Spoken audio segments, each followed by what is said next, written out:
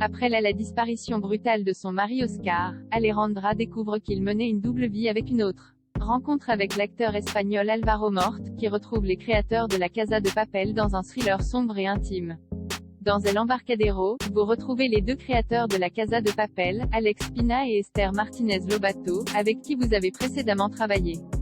Avez-vous collaboré différemment cette fois-ci?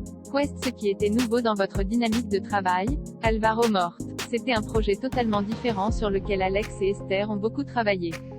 Ils ont essayé de raconter cette histoire d'une manière très innovante, et le personnage que Jay incarne est aussi très différent de ce que Jay pu faire dans La Casa de Papel. Après avoir joué le professeur, ils m'ont à nouveau fait confiance, et j'étais vraiment ravie de pouvoir travailler à nouveau avec. Était-ce une évidence pour les créateurs de vous proposer le rôle des Oscars? C'est justement parce que le personnage des Oscars était totalement nouveau pour moi qu'il m'a autant plu, même si je n'étais pas sûre d'être à nouveau à la hauteur des attentes d'Alex et Esther. Mais de la même manière qu'est le professeur, Oscar a une part sombre que nous allons découvrir au fur et à mesure, et ça m'a beaucoup plu. Je me suis alors prouvé que j'étais capable de jouer ce rôle, et c'était un véritable plaisir de le faire. Qu'est ce qui vous a plu dans ce personnage? Oscar est un personnage ambivalent, impossible à décrire. C'est un homme bien en apparence, mais qui est tombé amoureux d'une autre femme.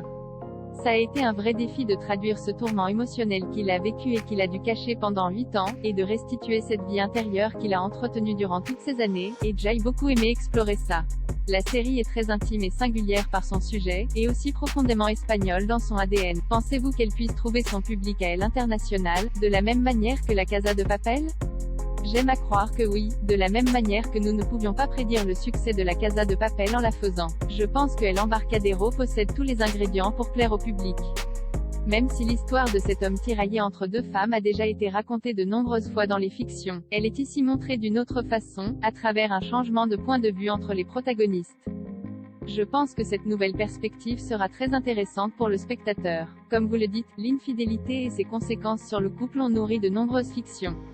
De quoi parle la série, au-delà de cette thématique? Pour être plus précis, le point de départ de l'histoire est la découverte de l'infidélité des Oscars suite à sa disparition, qui est immédiatement étiquetée comme coupable aux yeux du spectateur. Mais la série prend ensuite un autre chemin en cherchant à comprendre ce qui peut faire basculer une personne au point de mentir à l'être aimé. Elle explore ce sentiment de culpabilité ressenti par Oscar alors qu'il entretient cette liaison. C'est cette histoire-là que nous avons essayé de raconter. Que se passerait-il si l'on pouvait raconter l'histoire d'une infidélité sans chercher de coupable, mais en essayant de comprendre ce qui s'est passé? Ce n'est pas simplement l'histoire d'un homme marié qui trompe sa femme et ne recherchant que du plaisir sexuel, c'est bien plus profond que ça. La série parle finalement de polyamour.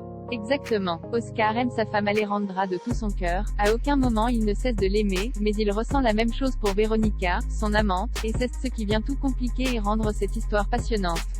Je pense que la série a la capacité d'ouvrir un débat enrichissant à ce sujet. Quels sont vos futurs projets, pour la télévision ou le cinéma? Aimeriez-vous vous diriger vers une carrière internationale? J'ai plusieurs projets en cours, autant en Espagne qu'à l'étranger et pour le cinéma et la télévision. Ce qui m'intéresse par-dessus tout, c'est de choisir des personnages imprévisibles, qui me demandent de m'adapter en permanence et d'imaginer où je peux les emmener, plus que de l'envergure des productions qui se présentent à moi. Si les projets de cinéma sont souvent de meilleures factures visuelles que les séries, je ne fais aucune préférence entre les deux, c'est vraiment la singularité des personnages qu'on me propose qui me fait choisir. El Embarcadero est diffusé à partir du 5 septembre à 21h sur TF1. Série film est disponible en intégralité sur Salto Propos, recueilli le 17 janvier 2019.